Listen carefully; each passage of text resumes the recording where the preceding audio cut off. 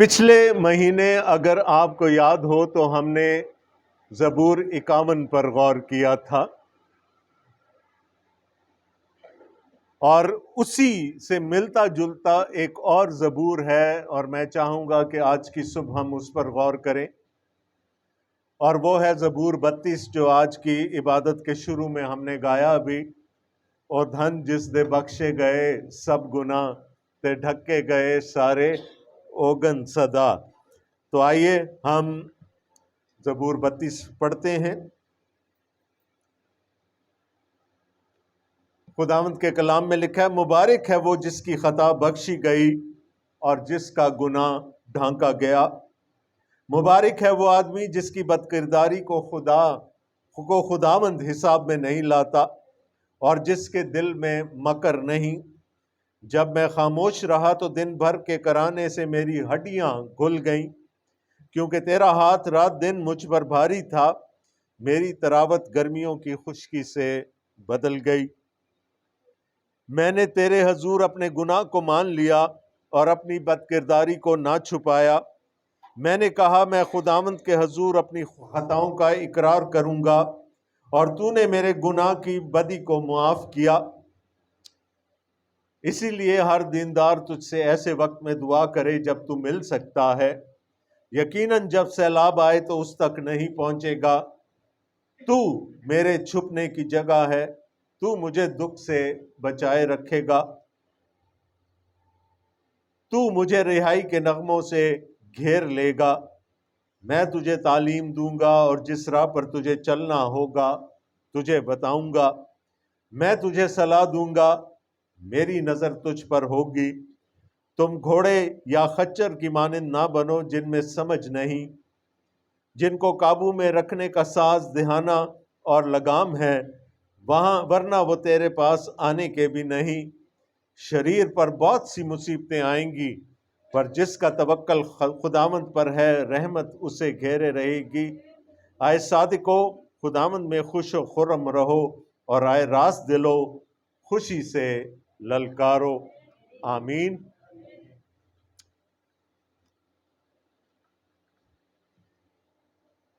اس زبور کے چننے کی دو وجوہات ہیں۔ ایک تو جو میری کل والی حالت تھی وہ اس زبور میں بیان کی گئی ہے کہ میری تراوت بھی گرمی کی خشکی سے کل بدل گئی تھی، لیکن خداوند کا شکر ہے کہ وہ تازہ دم کر کے یہاں لے آیا۔ دوسری وجہ یہ تھی کہ یہ زبور 51 کی جوڑی سمجھ لیں اس کو، کیونکہ یہ اسی واقعے کے تناظر میں یہ زبور بھی لکھا گیا جس کا ذکر ہم نے پچھلے مہینے زبور 51 کو سیکھتے ہوئے کیا تھا۔ اور وہ داؤد کے وہ 4 گناہ تھے، وہ 4 حکموں کی حکم عدولی تھی جو اس خوبصورت زبور کا بھی وسیلہ بنی، اور اس خوبصورت زبور کا وسیلہ بھی ہے۔ ہم اس زبور کو آخری 2 آیات سے سیکھنا شروع کریں گے، کیونکہ میرے لحاظ سے یہ جو آخری 2 آیات ہیں یہ اس زبور کا بڑا خوبصورت تعارف ہے۔ تو ہم 10ویں اور 11ویں آیت سے شروع کریں گے، اور پھر ہم باقی زبور کو کھولیں گے۔ لکھا ہے، شریر پر بہت سی مصیبتیں آئیں گی، پر جس کا توکل خداوند پر ہے رحمت اسے گھیرے رہے گی۔ ایک کانٹراسٹ بتایا جا رہا ہے، یہاں پر بیان کیا جا رہا ہے، ایک تضاد ہمارے سامنے آ رہا ہے، اور وہ تضاد ہے شریر کے اور خداوند پر توکل کرنے والے کے درمیان۔ شریر اور راست باز، ان کے درمیان ایک فرق ہمیں سمجھانے کی کوشش کی جا رہی ہے۔ بائی دا وے، اس کا سرنامہ اگر آپ دیکھیں تو یہ داؤد کا مزمور ہے، اور یہ مشکیل ہے۔ مشکیل کا مطلب ہوتا ہے ہدایت، انسٹرکشن۔ اور یہاں پر جب ہم 10ویں آیت کو دیکھ رہے ہیں تو یہ جو تضاد ہے ایک شریر میں اور ایک راست باز میں، یہ زبور کی کتاب کا سرنامہ ہے۔ اگر آپ پہلا زبور پڑھیں جو کہ پوری زبور کی کتاب کا دیباچہ ہے، پریفس ہے، وہاں پر بھی آپ کو یہی نظر آئے گا. وہاں پر بھی آپ کو یہ فرق سکھانے کی کوشش کی جا رہی ہے کہ شریر کون ہے اور راست باز کون ہے، شریر کی لعنتیں کیا ہیں اور راست باز کی برکتیں کیا ہیں.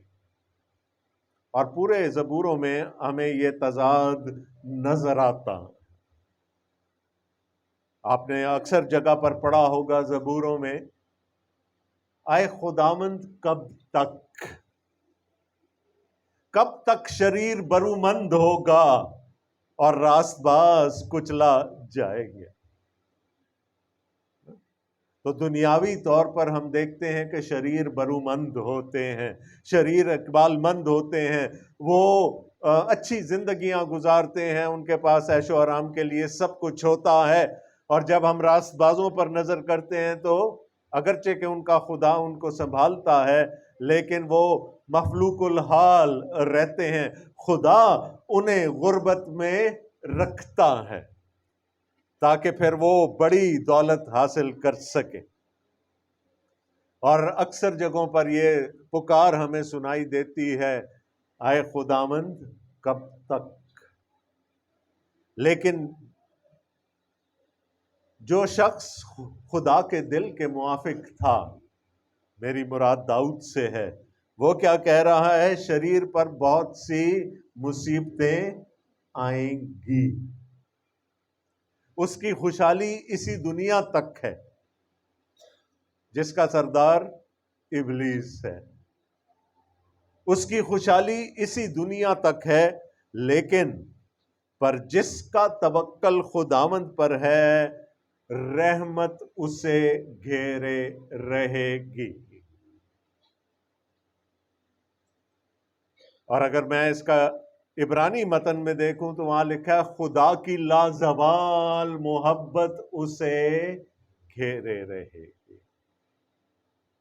شریر پر بہت سی مصیبتیں آئیں گی، اگرچہ کہ شاید آج ہمیں وہ نظر نہ آ رہی ہوں، لیکن آگے اس کے لیے مصیبتیں رکھی ہوئی ہیں.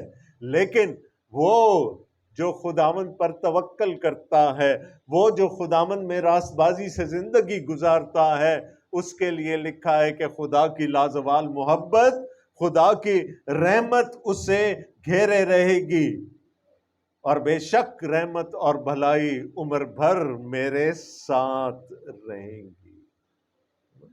یہ زبور نویس کا ایمان ہے کہ ایماندار خدا پر توکل کرنے والا ہمیشہ خدا کے شفقت بھرے ہاتھ کے نیچے رہتا ہے. اور پھر وہ کہتا ہے اے صادقو. اور میں پہلے بتا چکا ہوں کہ بائبل مقدس جس کو صادق کہتی ہے یا بائبل مقدس جس کو راست باز کہتی ہے، اس کا مطلب یہ نہیں کہ وہ بے گناہ ہے. بائبل مقدس کے مطابق راست باز وہ ہے جس کا توکل خداوند پر ہے. اے صادقو، خداوند میں خوش و خرم رہو، اور اے راست دلو خوشی سے للکار. تو وہ جب ہمیں اس لازوال محبت کا یقین ہو جاتا ہے جو ہمیں گھیرے ہوئے ہے، تو پھر ہمارے اندر خوشی آ جاتی ہے. We are filled with joy. میں یہاں ہیپینس کی بات نہیں کر رہا، میں شادمانی کی بات کر رہا ہوں. اور خدا کی شادمانی ہمیں کب ملتی ہے؟ جب ہمیں یہ احساس ہو جائے کہ ہم اس کے محبت میں گھرے ہوئے ہیں. اور جب وہ خوشی اندر ہوتی ہے، پھر اس خوشی کو کوئی چھین نہیں سکتا. تو راست باز چاہے تنگی میں ہو، چاہے مفلوق الحالی میں ہو، لیکن وہ جو ایک دائمی خوشی اس کے اندر ہوتی ہے، اس کو اس سے دور نہیں کیا جاتا. اور وہ خوشی کیسے ظاہر ہوتی ہے کہ جب ہم خداوند کی حضوری میں آتے ہیں تو پھر ہم خوشی سے اس کے حضور میں للکارتے ہیں، ہم اس کی حمد کرتے ہیں، ہم اس کے حضور مدح سرائی کرتے ہیں۔ تو صادق کا، میں پھر کہہ رہا ہوں، صادق کا مطلب یہ نہیں کہ وہ بے گناہ ہے، اس کی زندگی میں بھی گناہ ہو سکتا ہے، لیکن اگر اس کا توکل خداوند پر ہے۔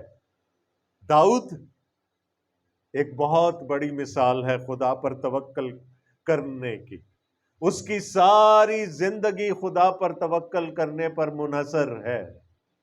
اسی لیے خدا نے کہا میرا بندہ داؤد میرے دل کے موافق۔ لیکن کیا اس کی زندگی میں گناہ نہیں تھا؟ لیکن خداوند کی شادمانی اس کے اندر بستی تھی، کیونکہ وہ ہمیشہ خداوند پر توکل کرتا تھا، وہ خدا کی محبت پر بھروسہ کرتا تھا، وہ محبت جو ایمانداروں کو چاروں طرف سے گھیرے رہتی ہے۔ اور جو باقی کا زبور ہے اس میں ہم دو چیزیں دیکھیں گے، اس لازوال محبت کا اظہار خدا کیسے کرتا۔ دو چیزیں ہم دیکھیں گے، پہلی گناہوں کی معافی، اور دوسرا ہدایت، انسٹرکشن، راہ دکھانا۔ تو پہلی 7 آیات میں داؤد ہمیں بتاتا ہے کہ خدا کی لازوال محبت کا سب سے بڑا اظہار اس کی معافی میں ہے۔ اس نے ہمارے گناہوں کو معاف کر دیا، اس نے ہمارے گناہوں کو معاف کرنے کے لیے ایسا انتظام کر دیا کہ ہمارا بڑے سے بڑا گناہ بھی معاف کیا جا سکتا ہے۔ کوئی ایسا گناہ ہے جو صلیب پر بہے ہوئے لہو کی رینج سے باہر ہو؟ ایسا کوئی گناہ ہے؟ نہیں ہے نا۔ خدا نے ایسا مستحکم، ایسا مستقل انتظام کر دیا ہمارے گناہوں کی معافی کا۔ پرانے عہد نامہ میں جانوروں کی قربانی سے گناہوں کی معافی حاصل کی جاتی تھی، لیکن پھر جب ہم نئے عہد نامہ میں آتے ہیں تو بیٹے کی قربانی کے وسیلہ سے اب ہمارے پاس ایک زیادہ مستحق وسیلہ ہے گناہوں کی معافی کا۔ تو جو پہلی 7 آیات ہیں وہاں پر ہم دیکھیں گے ماضی میں خدا کی معافی۔ داؤد اپنا ایکسپیرینس یہاں پر بتانے کی کوشش کر رہا ہے، اور میں نے آپ کو کہا تھا اس کا بیک ڈراپ، اس کا تناظر وہی ہے، داؤد کا گناہ، جس کا ذکر پہلا سیموئیل اور اس کے 11ویں باب میں ہمیں ملتا ہے، جب اس نے بتسبا پر نظر کی اور پھر اس کو اپنے لیے حاصل کیا، اس کے ساتھ زنا کیا اور پھر اس کے شوہر کو قتل کروا ڈالا۔ لیکن یہاں پر وہ کس چیز میں خوش ہے؟ وہ کیا کہہ رہا ہے؟ اور یہاں پر پرانے عہد نامہ کی 2 مبارک بادیاں ہمیں نظر آ رہی ہیں۔ خداوند یسوع مسیح نے تو پہاڑی واز میں مبارک بادیاں دی تھی، یہاں پر یہ پرانے عہد نامہ کی 2 بیاٹیچیوڈز، 2 مبارک بادیاں ہمیں نظر آ رہی ہیں۔ مبارک ہے وہ جس کی خطا بخشی گئی اور جس کا گناہ ڈھانکا گیا۔ وہ شخص مبارک ہے، وہ شخص برکت والا ہے جس کی خطا بخشی گئی اور جس کا گناہ ڈھانکا گیا۔ مبارک ہے وہ آدمی جس کی بدکاری کو خداوند حساب میں نہیں لاتا اور جس کے دل میں مکر نہیں۔ کتنی خوبصورت بات ہے۔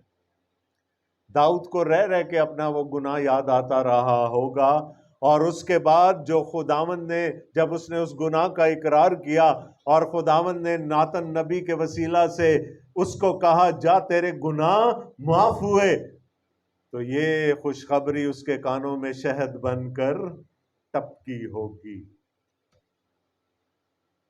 تو وہ کہتا ہے مبارک ہے وہ شخص. وہ کہہ سکتا تھا مبارک ہوں میں، کیونکہ میری بد کرداری، میری خطا، میرا گناہ معاف کر دیا گیا ہے. لیکن داؤد کو پتا تھا کہ اس کے گناہ کی سنگینی کیا ہے، کتنے سنگین گناہ کیے ہیں. اس نے 10 احکام میں سے 4 حکم توڑے تھے، اس کو پتا تھا.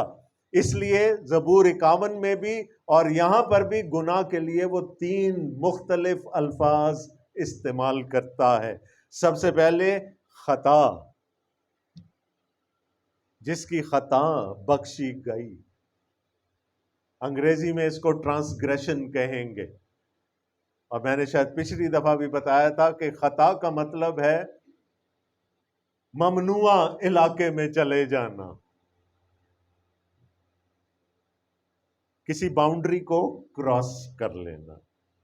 شریعت تورا جو ہے وہ ایک باؤنڈری کا کام کرتی ہے. خدا نے ایک ہیج لگا دی ہے، ایک باؤنڈری مقرر کر دی ہے کہ یہاں تک آ سکتے ہو، اس کے آگے نہیں جا سکتے.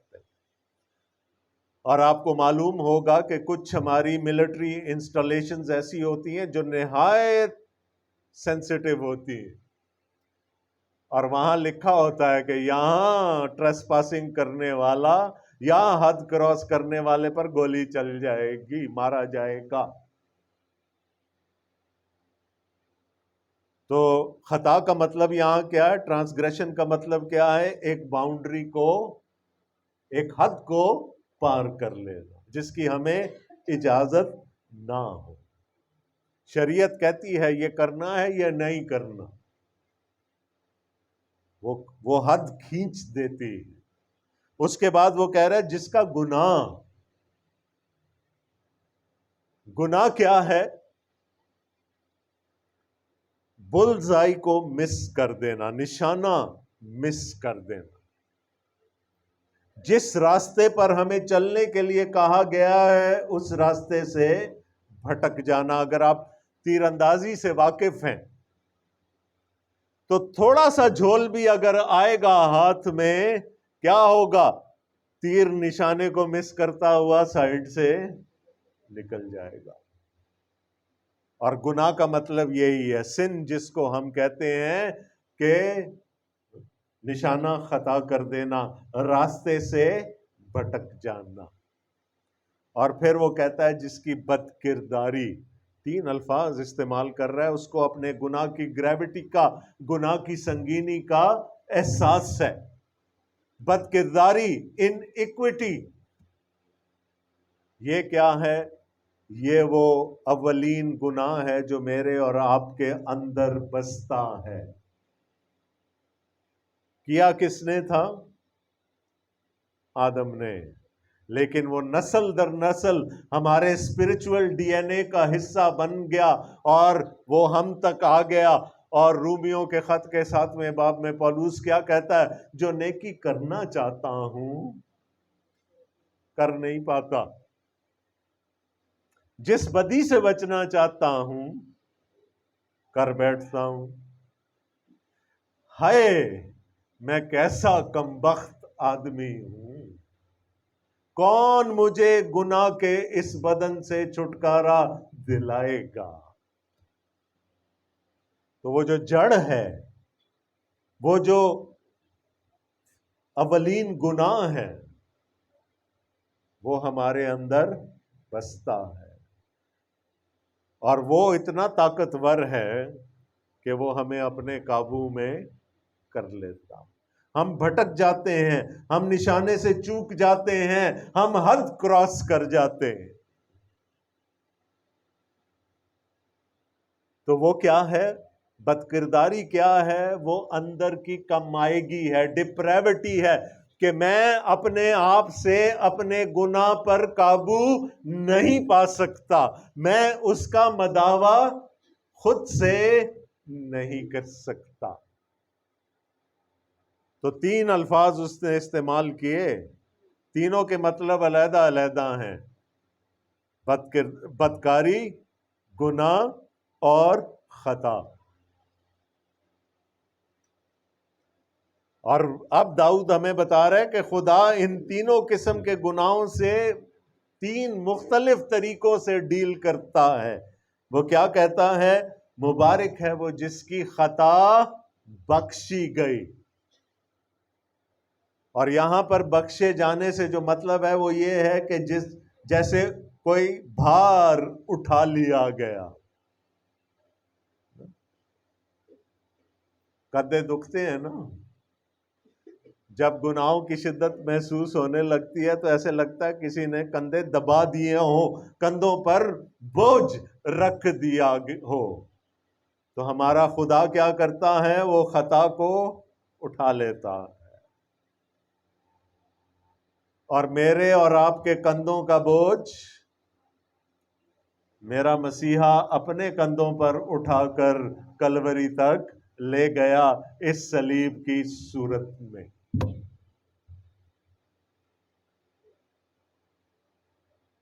تو خطا بخش جانے کا کیا مطلب ہے؟ کہ ایک بوجھ آپ کے اوپر سے اٹھا لیا گیا ہے۔ اس کے بعد وہ کہتا ہے جس کا گناہ ڈھانکا گیا۔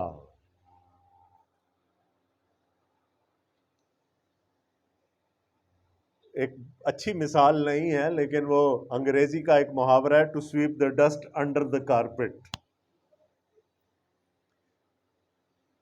گھر میں کوئی مہمان آ جائے نا تو ان کو تھوڑی دیر دروازے پہ روکتے ہیں، جلدی جلدی جو ادھر گند وند پڑا ہوا ہے ادھر ادھر پھینک پھانک کے سائڈوں پہ کر دیتے ہیں نا، تاکہ ان کو کوئی گندگی نظر نہ آئے۔ اور ڈھانکے جانے کا مطلب ہے کفارہ۔ یہ ٹیکنیکل ڈیفینیشن ہے کفارے کی، کہ ہمارے گناہ ڈھانک دیے گئے تاکہ ان کی بدصورتی ہمیں نظر نہ آئے۔ کیونکہ وہ کیا کہہ رہا ہے؟ ایک تو وہ گناہ کا بوجھ اٹھا لیتا ہے ہم پہ سے، دوسرا وہ ہمارے گناہوں کو ڈھانک دیتا ہے تاکہ ان کی گندگی، ان کا تعفن، ان کی بدصورتی ہمیں نظر نہ آئے۔ اور تیسرا وہ کہتا ہے جس کی بدکاری کو خدا حساب میں نہیں لاتا۔ پچھلے مہینے شاید میں نے بلاٹنگ پیپر کی بات کی تھی، نا، ڈیلیٹ کر دیتا ہے، وہ کھاتے میں سے ہی نکال دیتا ہے، بکس کو صاف کر دیتا ہے، ان کے گناہ اکاؤنٹ فار نہیں ہوتے، وہ ہمارے گناہوں کو ہمارے کھاتے میں سے ہٹا دیتا۔ تو 3 طرح کے گناہوں کا ذکر کیا داؤد نے، اور وہ ہمیں بتا رہا ہے کہ کیسے خدا ان کے ساتھ ڈیل کرتا ہے، کیسے خدا ان کے ساتھ ان کو ہماری زندگی سے ہٹا دیتا ہے، وہ ہم پہ سے گناہ کا بوجھ ہٹا دیتا ہے، وہ ہماری بد کرداری کو ڈھانپ دیتا ہے، ڈھانک دیتا ہے، اور وہ ہمارے کھاتے میں سے گناہوں کو ڈیلیٹ کر دیتا ہے۔ تو گناہ جتنا بھی بڑا کیوں نہ ہو، خدا کے پاس قدرت ہے کہ وہ ہمارے گناہوں کو معاف کر دے، اور یہ داؤد کا ایکسپیرینس ہے۔ اور پھر وہ کہتا ہے اور جس کے دل میں مکر نہیں۔ تو جو انسان خدا کے دل کے مطابق ہوگا اس کے دل میں مکر ہونا چاہیے۔ تو اگر دل میں مکر ہے تو پھر وہ شخص خدا کے دل کے مطابق ہوگا نہیں ہوگا۔ لیکن آگے چل کر وہ خود کہہ رہا ہے کہ میرے دل میں بھی مکر تھا۔ یہاں تو وہ یہ کہہ رہے ہیں نا، مبارک ہے وہ شخص جس کے دل میں مکر نہیں ہے، لیکن اب وہ اقرار کر رہا ہے کہ میرے دل میں بھی مکر تھا۔ کیسے؟ جب میں خاموش رہا تو دن بھر کے کرانے سے میری ہڈیاں گھل گئیں۔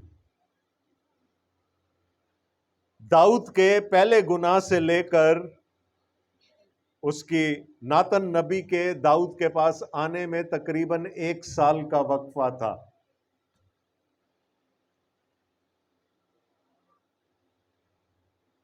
اس نے بتسبا کو حاصل کیا، اس کے ساتھ زنا کیا، پھر حتی یوریا کو محاذ پر سے بلایا کہ وہ اپنی بیوی کے پاس جائے، لیکن اس نے جانے سے انکار کر دیا۔ پھر اس کو محاذ پر بھیجا اور حکم دیا کہ جہاں لڑائی ذرا چوکی ہو وہاں اس کو بھیج دینا۔ اس کو مارنے کا پلان بنایا، اس کو قتل کروایا۔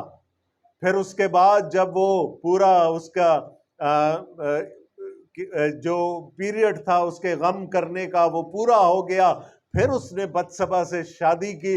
اس کے بعد خدا نے ناتن کو اس کے پاس بھیجا۔ تو اس پورے کام میں تقریباً 1 سال لگ گیا۔ 1 سال تک داؤد مکرا بنا رہا، ہے نا؟ اس نے اقرار نہیں کیا۔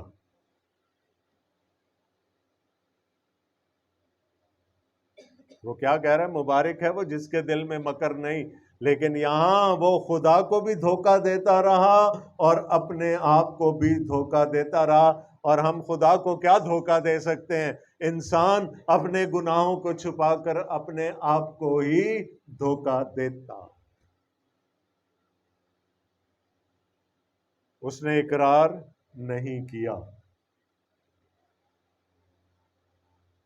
اب میں تھوڑی دیر کے لیے پریچر والی ہیٹ اتار کے ڈاکٹر والی ہیٹ پہننے لگا ہوں۔ میڈیکل سائنس میں آج بہت سی بیماریاں ایسی ہیں جن کو ہم سائیکوسومیٹک ڈیزیزز کہتے ہیں۔ سائیکو جن کا تعلق دماغ سے ہو، سائیکالوجی، سائیکو سومیٹک سوما بدن، وہ بیماریاں جو یہاں نہیں ہوتی، بدن میں نہیں ہوتی، یہاں ہوتی ہیں لیکن ان کا اثر بدن پر بھی پڑتا۔ یہ سائیکوسومیٹک ڈیزیزز کہلاتے ہیں، یعنی نفسیاتی مسائل جو کہ آپ کے بدن پر بھی اثر انداز ہوتے ہیں۔ کسی کو بہت لمبے عرصے تک اگر ڈپریشن ہو جائے تو کیا ہوتا؟ سلو ہو جاتا ہے نا بندہ، بلڈ پریشر ہو جاتا ہے، شوگر ہو جاتی ہے، اور بہت سارے ایفیکٹس ہونے لگتے ہیں۔ وہ یہاں نہیں ہوتی بیماری، اس کا اثر تو یہاں ہوتا ہے لیکن وہ بیماری کہیں اور ہوتی ہے۔ وہ نفسیاتی بیماری ہے یا دماغی الجھن ہے جو کہ آپ کے بدن پر اثر ڈالتی ہے۔ تو میڈیکل سائنس نے تو اب جا کر سائیکوسومیٹک ڈیزیزز کو دریافت کیا نا۔ داؤد نے وہ پچھلے زمانوں میں اس کا ذکر کر دیا تھا۔ وہ کیا کہہ رہا ہے کہ جب میرے دل میں مکر تھا، میں نے اپنے گناہ کا اقرار نہیں کیا، میں اس کا بوجھ لے کر گھومتا پھرتا رہا، تو میری ہڈیاں کرانے سے میری ہڈیاں پگھل گئیں، کھل گئی۔ میں نے پچھلی دفعہ بھی آپ کو کہا تھا، ہڈیاں جو ہیں ہماری جسم کو مضبوطی دیتی ہیں۔ ہڈیوں کے گھل جانے کا مطلب کیا ہے کہ اب مجھ میں طاقت نہیں، اور خاص طور پر خدا کی حضوری میں کھڑے ہونے کی طاقت نہیں رہی۔ آج میں نے اسی لیے کہا تھا کہ ہم خداوند کے حضور میں بعد میں آئیں گے، اس کی میز پر بعد میں آئیں گے، پہلے ہم خداوند کا کلام سن لیں۔ اگر ہم گناہ کا بوجھ اپنے اوپر لادے ہوئے ہیں تو پھر خدا کی حضوری میں کھڑے نہیں رہ پائیں گے۔ انکنفیسڈ سن، وہ گناہ جس کا ہم نے اقرار خداوند کے حضور میں نہیں کیا۔ وہ کہتا ہے کیونکہ تیرا ہاتھ دن رات مجھ پر بھاری تھا۔ 2 چیزیں ہیں، انگریزی میں ہم اس کو کہتے ہیں سن اینڈ گلٹ، اردو میں ہم اس کو کہیں گے گناہ اور احساس گناہ۔ اور کہا جاتا ہے کہ گناہ سے زیادہ خطرناک احساس گناہ ہوتا ہے۔ وہ جب ادھر ٹھک ٹھک ٹھک ہوتی ہے نا، جب آپ کا ضمیر آپ کو ملامت کرتا ہے، جب پاک روح اندر سے آپ کو ملامت کرتا ہے، وہ ندامت، وہ احساس گناہ اٹھانا زیادہ مشکل کام ہے۔ ایسے لگتا ہے کہ ہمارے کندھوں پر کسی نے بوجھ رکھ دیا ہو۔ وہ کہتا ہے کیونکہ تیرا ہاتھ رات دن مجھ پر بھاری رہا، میری تراوت گرمیوں کی خشکی سے بدل گئی۔ وہی انرجی ڈرین ہو گئی، میرے اندر اب طاقت نہیں رہی۔ تو خوش تو بڑا ہوگا، میں نے بدصبا کو حاصل کر لیا، لیکن اندر کی حالت کیا ہے؟ اور یہ کیوں ہے؟ اس لیے کہ اپنے اندر وہ گناہ لیے پھر رہا ہے جس کا اس نے ابھی تک خدا کی حضوری میں اقرار نہیں کیا۔ وہ بوجھ خود اپنے کاندھوں پر لاد کر، اور میرا اور آپ کا خدا نہ صرف ہمیں گناہ سے رہائی دیتا ہے، وہ ہمیں احساس گناہ سے بھی رہائی دینے پر قادر ہے۔ اور یہ ابلیس کا بہت بڑا ہتھیار ہے۔ خدا نے تو آپ کا گناہ دور کر دیا، آپ کو احساس گناہ سے آزاد کر دیا، وہ آ کے کان میں پھسپھسانے لگتا ہے، او دیکھی ایڈا بڑا گناہ اے نہیں خدا نے معاف کرنا۔ وہ ہمیں اسی دائرے میں رکھنے کی کوشش کرتا ہے۔ وہ چاہتا ہے کہ ہم احساس گناہ کا شکار رہیں اور ہمارے اوپر بوجھ لدا رہے۔ لیکن میں پھر کہہ رہا ہوں، ہمارا خدا صرف گناہ ہی معاف نہیں کرتا، وہ ہمیں احساس گناہ سے بھی چھٹکارا دلاتا۔ تو کتنا بڑا خدا ہے ہمارا۔ پھر کیا ہوا؟ خدا کو انٹروین کرنا پڑا۔ کچھ نہیں ہوا، وہ بند ہو گیا فیس بک تھوڑی دیر کے لیے، میری طرف دیکھ۔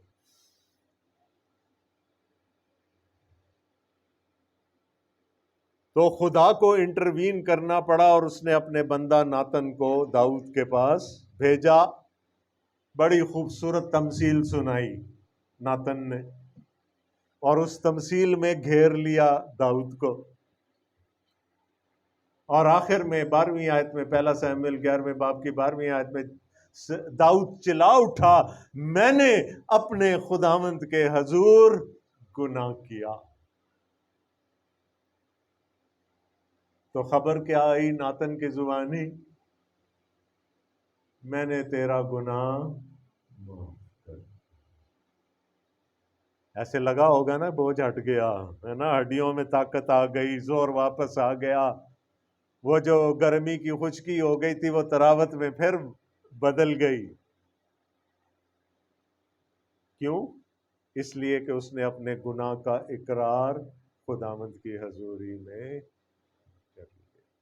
ہم یہ سمجھتے ہیں نا کہ ہمارا گناہ تو کسی کو پتہ ہی نہیں چلا، کانوں کان خبر نہیں ہونے دی ہم نے۔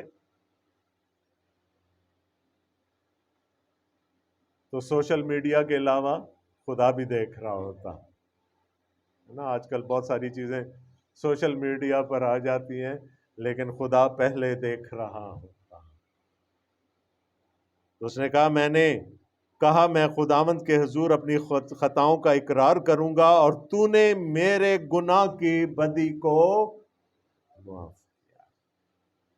تو ہمارا خدا نہ صرف گناہ معاف کرتا ہے، بلکہ احساس گناہ کو بھی اٹھا دیتا۔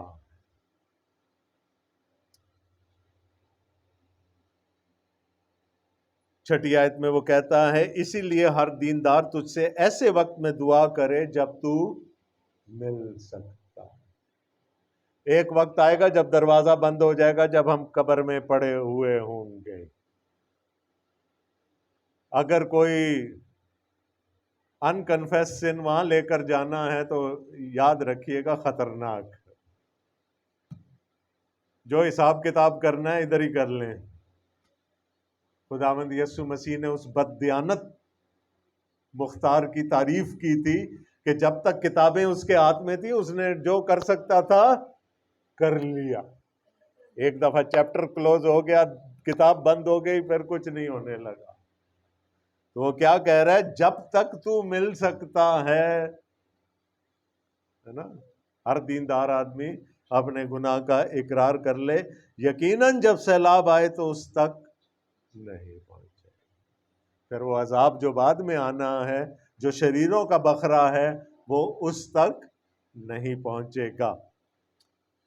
اور پھر وہ خدا کی مدح سرائی کرتا ہے، تو میرے چھپنے کی جگہ ہے، تو مجھے دکھ سے بچائے رکھے گا، تو مجھے رہائی کے نغموں سے گھیر لے گا.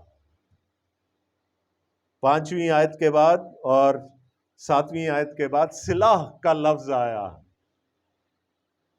اس کا یہ نوٹیشن ہے، اس کا مطلب کیا کہ تھوڑی دیر رک جائیں، پاز کریں، سوچیں کیا بات کی جا رہی. تو وہ کہتا ہے تو ہی میرے چھپنے کی جگہ ہے، میں اور کہیں تجھ سے چھپ نہیں اور کہیں چھپ نہیں سکتا، میں ہمیشہ تیری نظر میں ہوں. تو ہم نے بات کہاں سے شروع کی تھی؟ خدا کی لازوال محبت سے. اور خدا کی لازوال محبت کا سب سے بڑا ثبوت کیا ہے؟ کہ اس نے ہمارے گناہوں کو معاف کرنے کا انتظام کر دیا. اور وہ نہ صرف ہمیں گناہ سے بلکہ احساس گناہ سے بھی چھٹکارا دلاتا ہے. اور یہیں پر بات ختم نہیں ہو جاتی. داؤد نے کہا خدا نے ماضی میں میرے گناہ معاف کر دیے اور مستقبل میں میرے لیے ہدایت رکھ دی. کیا کہہ رہا ہے وہ 8ویں آیت سے؟ خدا کیا اب بدل گیا. 7ویں آیت تک داؤد بول رہا تھا، اب خدا بات کر رہا ہے داؤد سے. میں تجھے تعلیم دوں گا اور جس راہ پر تجھے چلنا ہوگا تجھے بتاؤں گا.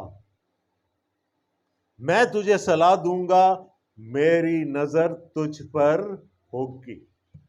تو خدا نہ صرف ہمارے گناہ معاف کرتا ہے، لیکن وہ انشور کرتا ہے کہ ہم فیوچر میں گناہ نہ کریں. وہ ہمیں ہدایت دیتا ہے، وہ اپنے نام کی خاطر مجھے صداقت کی راہوں پر لے چلتا ہے. اب 4 کام یہاں پر خدا نے اپنے ذمے لے لیے. کیا کہتا ہے؟ میں تجھے تعلیم دوں گا، 1.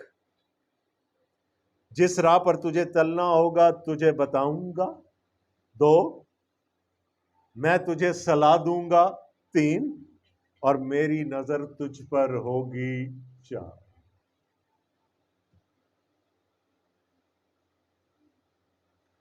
تین طرح کے گناہ تھے، 3 طرح کی معافی تھی. اب 4 طرح سے خدا ہمیں ہدایت دیتا ہے. خدا ہمارا ہاتھ پکڑ کر ہمیں زندگی کی راہوں پر چلاتا ہے. میں تجھے تعلیم دوں گا، جس راہ پر تجھے چلنا ہے وہ میں بتاؤں گا، میں تجھے صلاح دوں گا، میری نظر تجھ پر ہوگی. یہاں پر بہت ساری مائیں بیٹھی ہیں. یہ بالکل ماں کی محبت ہے. چلیں تھوڑی تھوڑی باپ کی بھی شامل کر لیتے. باپوں کے پاس اکثر ٹائم نہیں ہوتا نا. ماں جب اپنے بچے کو چلنا سکھاتی ہے تو ایک وقت آتا ہے کہ وہ اس کا ہاتھ چھوڑ دیتی ہے کہ اب بچہ خود چلے گا، لیکن اس کی نظر کدھر ہوتی ہے نا؟ فکس ہوئی ہوتی ہے کہ نہیں اس بچے پر کہ ذرا سا وہ یوں ہوا اور ماں بھاگی گئی اس کو پکڑنے کے لیے. تو خدا کہتا ہے میں سکھاؤں گا ابھی اور نظر بھی رکھوں گا، ہے نا؟ ماں کی ممتا.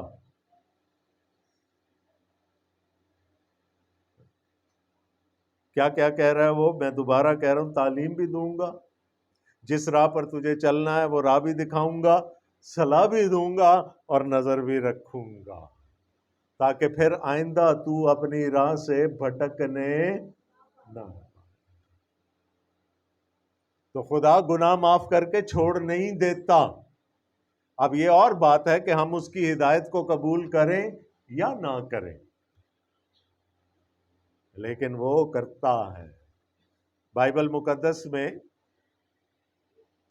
کئی جگہ پر لکھا ہے، خداوند تو نے میں اپنا چہرہ مجھ پر سے کیوں ہٹا لیا؟ جب خدا ناراض ہوتا ہے، جو ہارونی برکت ہے وہاں رکھا ہے، میں اپنا چہرہ تجھ پر چمکاؤں گا، اور جہاں وہ ہم سے ناراض ہوتا ہے تو اس کے بارے میں لکھا ہے وہ اپنا چہرہ پھیر لیتا ہے۔ لیکن یہاں کیا کہہ رہا ہے؟ میری نظر تجھ پر لگی رہے گی۔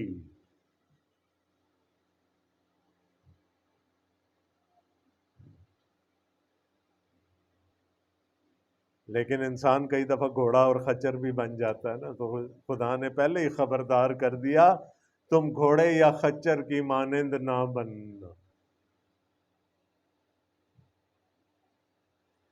جن میں سمجھ نہیں، جن کو قابو میں رکھنے کا ساز دہانہ اور لگام ہے، ورنہ وہ تیرے پاس آنے کے بھی نہیں۔ گھوڑا بڑا سینسیٹیو قسم کا جانور ہوتا ہے، حساس۔ اس کو ذرا سی بھی خطرے کی بو آئے گی نا، کوئی غیر شخص اس کی طرف بڑھے گا، وہ ایک دم سے بدک جاتا۔ اور خچر جو ہے اس سے زیادہ ہٹ دھرم جانور اور کوئی نہیں ہوتا، ڈھیٹ۔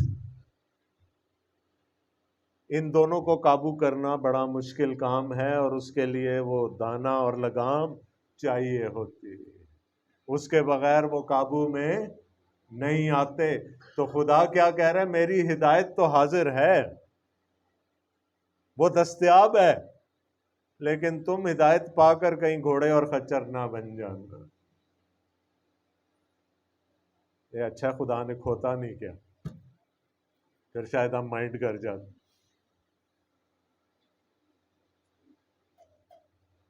ٹھیک ہے، یہ کس پہ ڈیپینڈ کرتا ہے؟ خدا تو اپنا کام کرتا ہے، وہ تو ہم پر نظر رکھے گا، لیکن اگر ہم وہ گھوڑوں اور خچروں والی ہٹ دھرمی پر اتر آ جائیں اور خدا کی ہدایت کو نظر انداز کر دیں، تو کیا اس میں قصور خدا کا ہوگا؟ ہم ہیں نا۔ اور جب ایسا کریں گے تو پھر سے خداوند کی حضوری میں جانے کی ضرورت پڑے گی اور اپنے گناہوں کا خلاصہ کروانا پڑے گا۔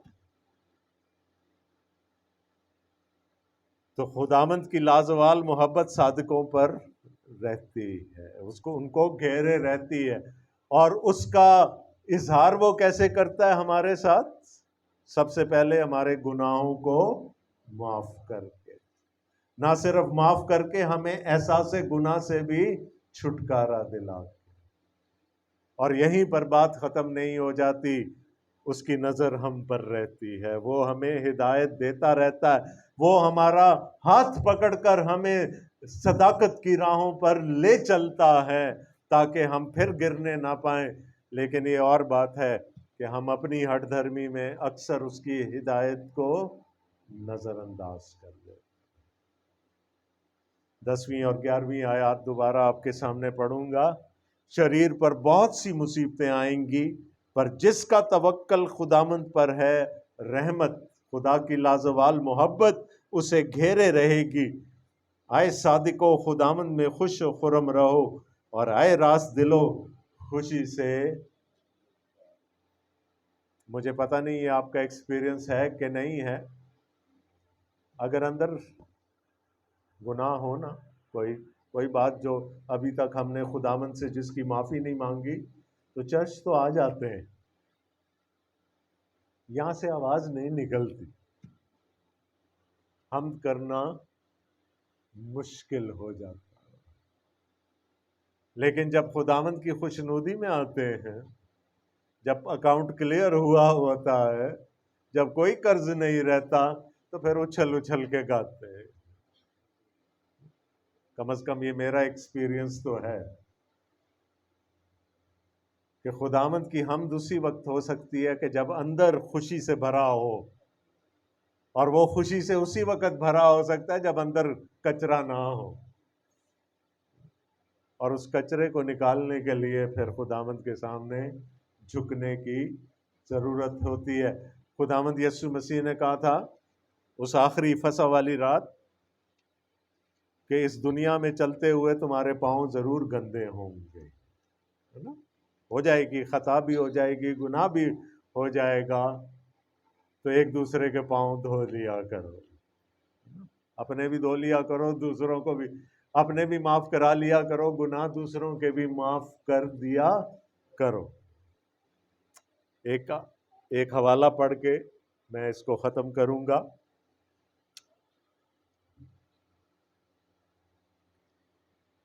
دل تو چاہ رہا ہے سوال پوچھوں لیکن نہیں پوچھوں گا، آج میں نے اپنے آپ پر بڑا قابو رکھا جی۔ یرمیہ 31:31 نیا عہد جو یسوع مسیح کے خون کے وسیلے سے اور اس کے بدن کے توڑے جانے کے وسیلہ سے، جس کی ہم تھوڑی دیر میں یادگاری منانے جا رہے ہیں، اس عہد کے بارے میں خدا نے کیا کہا؟ یرمیہ نبی کا صحیفہ 31واں باب 31ویں آیت، بڑا آسان ہے یاد رکھنا۔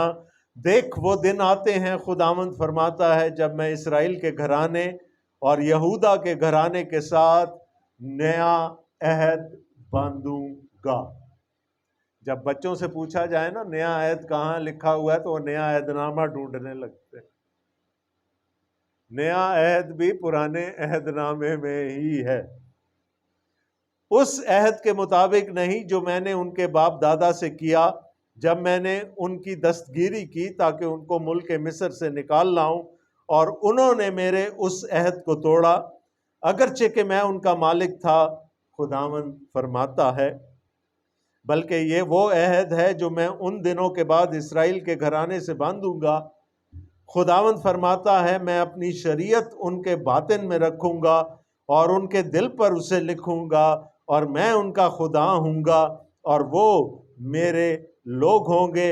اور وہ پھر اپنے پڑوسی اور اپنے بھائی کو یہ کہہ کر تعلیم نہیں دیں گے کہ خداوند کو پہچانو، کیونکہ چھوٹے سے بڑے تک وہ سب مجھے جانیں گے، خداوند فرماتا ہے۔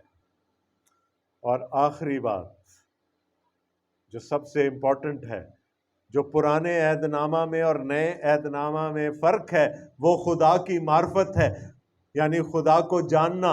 وہ کہتا ہے پھر کوئی کسی سے نہیں پوچھے گا خدا کے بارے میں، سب مجھے ذاتی طور پر جانیں گے۔ اور کیوں جانیں گے؟ اس لیے کہ میں ان کی بد کرداری کو بخش دوں گا اور ان کے گناہ کو یاد نہ کروں گا۔ یہ نئے عہد کی برکت ہے جس میں اور آپ اس خون کے وسیلے سے شامل ہیں جو کلوری پر بہایا گیا۔ خدا نے ہماری بد کرداری معاف کر دی، وہ ہمارے گناہ یاد نہیں رکھے گا۔ God forgives and forgets۔ وہ ابلیس ہے جو ادھر سے وہ پرانے گناہ بھی یاد دلاتا رہتا۔ تو خداوند کا شکر کرنے کی ضرورت ہے کہ میں اور آپ نئے عہد میں ہیں، جس کا آتھر، جس کا لکھنے والا اور جس کا ضامن میرا اور آپ کا خداوند یسوع مسیح، اس میں ہمیں گناہوں کی معافی حاصل ہے۔ لیکن وہ جو پاؤں گندے ہو جاتے ہیں نا تھوڑے بہت، اس کے لیے خداوند کی حضوری میں آنا اور اپنے گناہوں کی معافی مانگنا ضروری ہو جاتا ہے، اور خاص کر جب ہم اس کی حضوری میں آنے والے ہوں اور اس کی میز پر آنے والے ہوں۔ خداوند آپ سب کو بڑی برکت دے۔